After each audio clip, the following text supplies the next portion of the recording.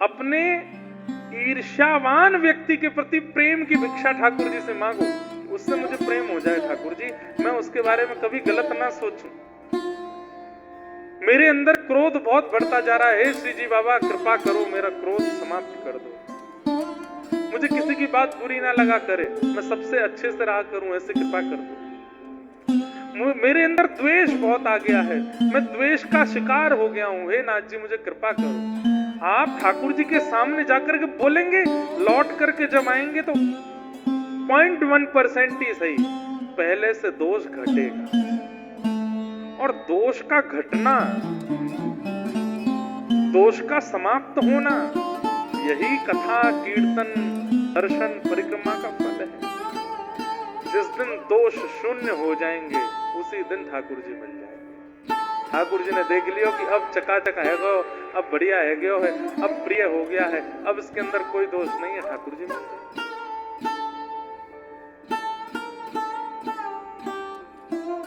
वास्तव में कथा सुनने का यही रूप है कि हम हमारे दोषों को काटें, थोड़ा कम करें, घटाएं। 7 दिन के बाद भी कुछ नहीं बदला, वैसे कि वैसे ही रहे, पैसा अलग खर्च हुआ, समय अलग बर्बाद हुआ, मिला कुछ भी नहीं। इसलिए परिवर्तन की भावना से कथा सुना कीजिए। हम कथा कहते हैं, मैं अपनी प्रशंसा के रूप में नहीं कह रहा हूं, हर कथा में एक चीज से आगे निकल जाता हूं। मेरे को पता है कि मेरे अंदर दोष क्या है, ये दोष हैं, ये कमियां हैं, ये सब मुझे पता है। हर व्यक्ति को अपनी कमियां पता होती हैं। हर कथा में विचार करके बैठता हूं कि इस कथा में ये दोष का नाश करना है, इस कथा में ये कमी से थोड़ा ऊपर बढ़ना है। और नाश की बात बहुत बात की है, थोड़ा ठीक करें, थोड़े से ही आगे बढ़ा जाता है। अपने आप एक दिन देखेंगे कि सारे दोष नष्ट हो गए। अच्छा, सर्व दोष विमुक्त हो गए, इसका क्या प्रमाण है? अब आपके अंदर कोई दोष नहीं बचा, इसका प्रमाण क्या है? दीनता। जिस दिन झुकने लग जाओ, जिस दिन दीनता चित्त में आ जाए, जिस दिन सरलता चित्त में आ जाए, जिस दिन कम बोलने का मन हो, मुख पर एक मधुर सी प्रसन्नता रहती है, बस सुनने की इच्छा होती है, ना ज्यादा किसी को समझाना, ना ज्यादा किसी से बोलना, ना ज्यादा किसी से मतलब रखना, बस अपने चित्त से आनंदित रहना, प्रसन्न चित्त होकर के विचरण करना और अत्यंत दीन होना। सामने कोई आ जाए, देख जरा सा भी बड़ा व्यक्ति है, उसी को प्रणाम कर लेते हैं, उसी के सामने झुक जाते हैं, उसी को वंदन कर लेते हैं, समझ जाओ दोष विमुक्त हो रहे हो। कथा यही करती, निर्मत सराणाम सताम। तो इसलिए अगर आपके अंदर ईर्ष्या है, सबसे पहले उसी की चिकित्सा करो। काम बाद में, क्रोध बाद में, लोभ बाद में, आलस्य बाद में, मोह बाद में, सब बाद में, पहले ईर्ष्या की चिकित्सा हो। ईर्ष्या इतना बड़ा पत्थर है, नाली में ब्लॉकेज हो गया, क्यों? भीतर कुछ भारी फंसा हुआ है, डंडा डाल करके उसको निकाल दो, सारा पानी अपने आप चला जाता है, जितनी गंदगी है सब अपने आप चली जाती है। अब आप क्या कर रहे हैं? नाली फंस गई है, अच्छा बहुत दुर्गंध आ रही है, क्या करो? परफ्यूम डाल दो। परफ्यूम डाल दोगे 5 मिनट के लिए सुगंधी रहेगी, उसके बाद फिर दुर्गंध आएगी। अब भी दुर्गंध आ रही है, अब क्या करें? उसमें तीर्थों का जल मिला दो। अरे भाई बढ़िया डंडा लेकर के आओ, नाली के भीतर डालो, कुछ फंसा है उसको निकालो, सारा पानी निकल जाएगा, अपने आप स्वच्छ हो जाएगा।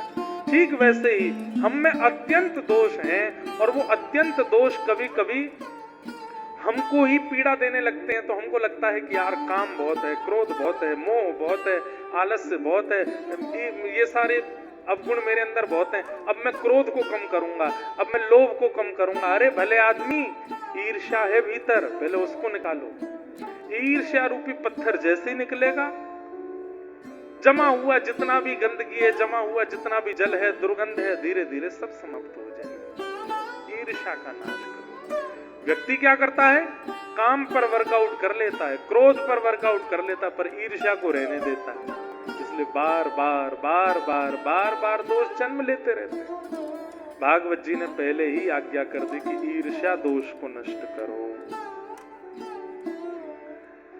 वैद्यम वास्तवम मत्रवस्तु शिवदं तापत्रयोन्मूलनम् वैद्यम वास्तवमत्र वस्तु शिवदम। श्रीमद् भागवत क्या कराती हैं? कृष्ण से संबंध कराती है। ठाकुर जी कोई अपने लगने लगते हैं, ठाकुर जी से एक नाता लगने लगता है। कथा सुनने के बाद में कई लोगों को ऐसा होता है कि मंदिर जाते हैं ना, आंखों में अपने आप पानी आ जाता है, ठाकुर जी को देखेंगे अपने आप नेत्र सजल हो जाते हैं। ऐसा जिसके साथ भी होता है, ठाकुर जी को देख के धाम में जाकर के, वैष्णव को देख करके, कथा में आकर के, या भगवत संबंधी किसी भी चर्चा को सुनकर के नेत्र सजल होते हैं, उसके लिए ये पंक्तियां हैं। क्या? कई जन्मों से बुला रहे कोई तो नाता जरूर होगा, नजरों से नजरें मिलाना मेरी नजर का कसूर हो। मीराबाई पूर्व जन्म में माधवी नाम की गोपी हैं। जब मीरा बनकर के आई मेड़ता में, बचपन से उनकी स्थिति ऐसी, कथा में जाती हैं रोती हैं, संतों को देखती हैं रोने लगती हैं, ठाकुर जी का विग्रह देखती हैं तो रोने लगती हैं। उनके घर वाले पूछते हैं मीरा तू रोती क्यों? बोले मुझे ही नहीं पता, इनको देख के रोना आता है बस। क्यों? क्योंकि हम नहीं समझ पाते हैं, पर ठाकुर जी से हमारा पूर्व का कोई नाता है, कोई संबंध है। हम या तो पूर्व जन्म में ठाकुर जी के बहुत अति सामीप्यवर्ती कुछ रहे हैं, ठाकुर जी के सखा रहे होंगे, ठाकुर जी की कोई गोपी रहे होंगे, और नहीं तो गैया रहे होंगे, ठाकुर जी के आसपास घूमने वाली कोई चैंटी रहे होंगे, ठाकुर जी को देखा होगा। इसलिए अब उनकी लीला, चर्चा, गुण, ये सब सुनकर के भावुकता होती है चित्त। क्योंकि हमारा शरीर नहीं जानता, आत्मा तो एक ही रहती है ना। वही चैंटी के अंदर थी, वही गैया के अंदर थी, वही ग्वाल बालों के अंदर थी, और वही आज शरीर के अंदर है। आत्मा थोड़ी बदलती। उसको पता है कि मेरा इनसे संबंध है। तुम ही तो मेरे माता पिता, तुम ही तो मेरे बंधु सखा होगा, ये तुम ही तो मेरे माता पिता, तुम ही तो मेरे बंधु सखा हो। कितने रिश्ते तुम संग मेरे, कोई तो नाता जरूर होगा।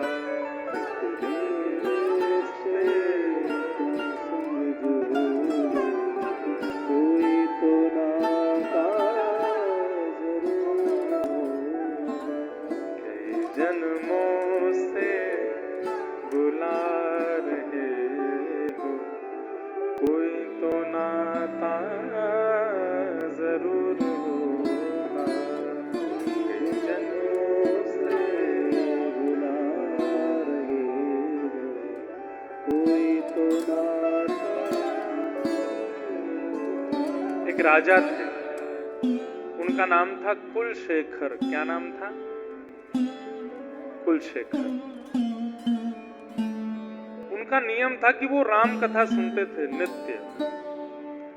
पर राम कथा में सीता जी का हरण का प्रसंग जब भी आता था कथा में, उनकी आंखें लाल पड़ जाती थी, मुख लाल पड़ जाता था, और तलवार अपनी ढूंढने लगते थे, धनुष बाण कहाँ है ढूंढने लगते थे। तो पंडित जी समझ गए कि भाई इनके सामने सीता हरण की कथा नहीं कहनी है।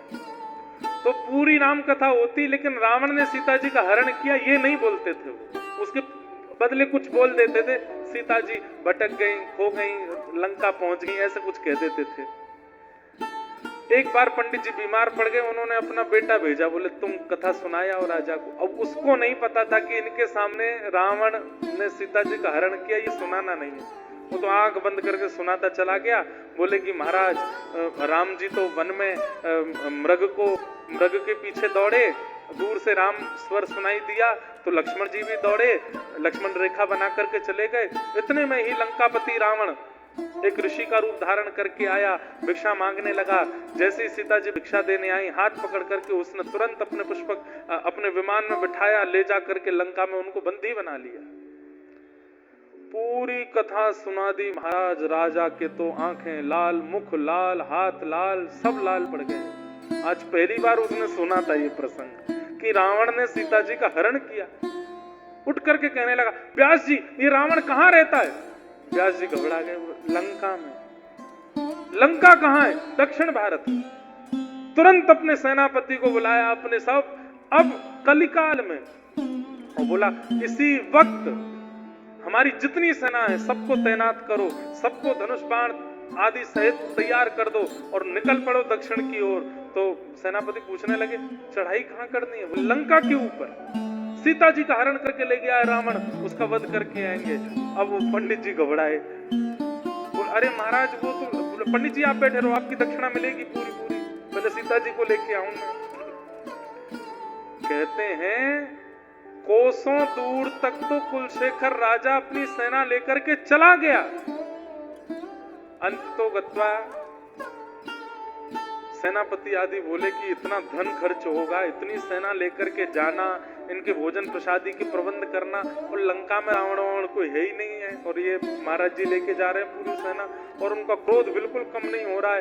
रात भर योजना बनाते हैं, लंका का नक्शा कैसा है, हम कैसे प्रवेश करेंगे भीतर, समुद्र पार कैसे करना है, सारी योजनाएं बनाते मंत्रियों के साथ। मंत्री घबराते हैं, बोले कि भगवान इनका क्या होगा।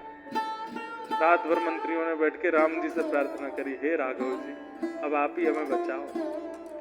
4-5 दिन की यात्रा जब हो गई, राजा तो पूरे आवेश में लंका की ओर दौड़ रहा है। तभी बीच मार्ग पर देखते हैं, आहा, नव कंज लोचन कंज मुख कर कंज पद कंजाल, श्री रामचंद्र कृपालु भज मन हरण भव भयदार।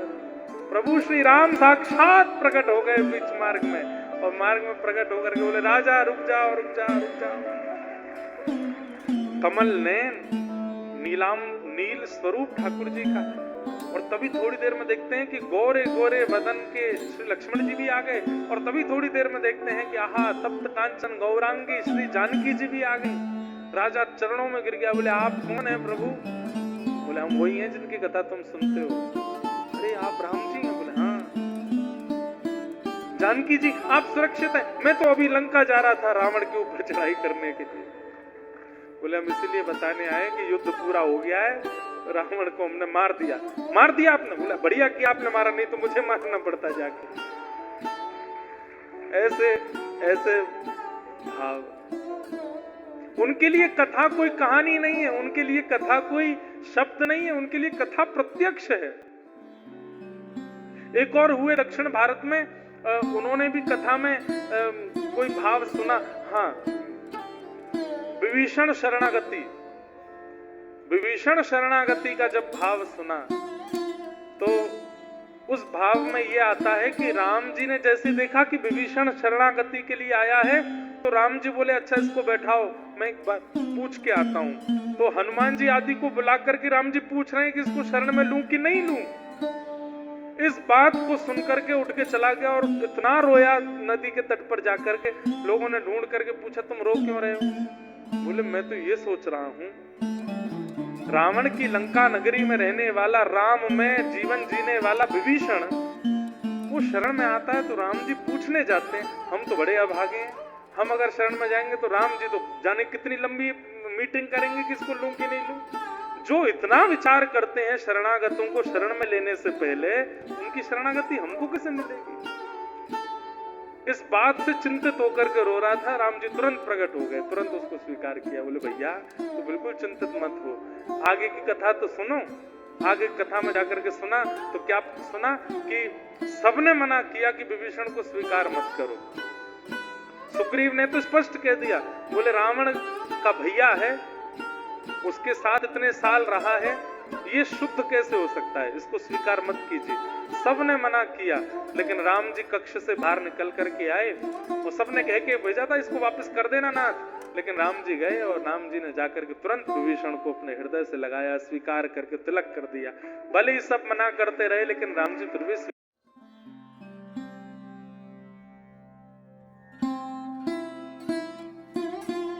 स्वीकार किए। आगे की कथा में उसने क्या सुना कि भले ही लाख लोग मना करें, पर ठाकुर जी फिर भी स्वीकार करते हैं, तब उसके चित्त को शांति मिली। कथा ठाकुर जी से संबंध कराती है, और वो कब कराएगी? आप व्यास जी का चिंतन मत करो, ये मत सोचा कीजिए कि इंद्रेश जी कथा सुना रहे हैं, कोई व्यास जी बैठे हैं। आप तो केवल चिंतन किया करो, शब्द सुनकर के एक छवि देखो और उस छवि में सब अनुभव करो। यहाँ से अब व्यास जी ने कहा घोड़े पर बैठे तो घोड़ा कैसा है, वो मार्ग कैसा है, वहां पहाड़ हैं, कुछ नदियां हैं।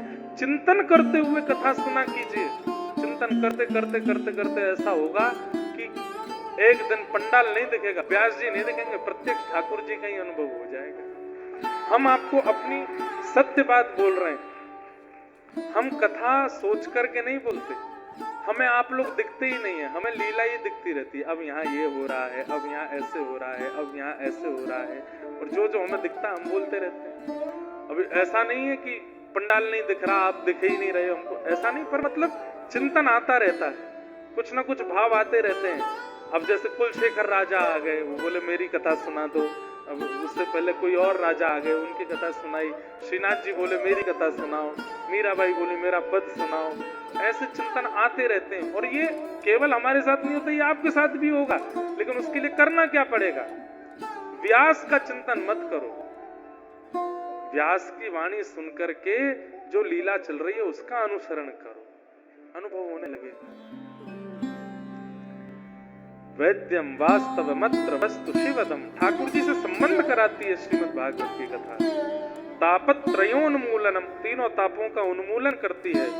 श्रीमद् भागवते महामुनि कृते किंबा परैरीश्वरः सद्यो हृदय वरुध्यते त्रिकृतभि शुश्रूषुभिस्तच्छणात्। ठाकुर जी की कथा जिसको सुनने मात्र से चित्त में ठाकुर जी प्रकट हो जाते हैं, ऐसी कथा को हम प्रणाम करते हैं।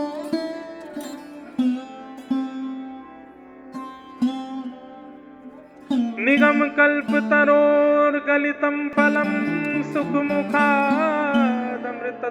संयुतम पिबत भागवतम रसमालयम मुहुर्हो रसिका भुवि भावुका। कथा सुनने मात्र से चित्त में ठाकुर जी विराजमान हो जाते हैं, चित्त में आकर के बैठ जाते हैं।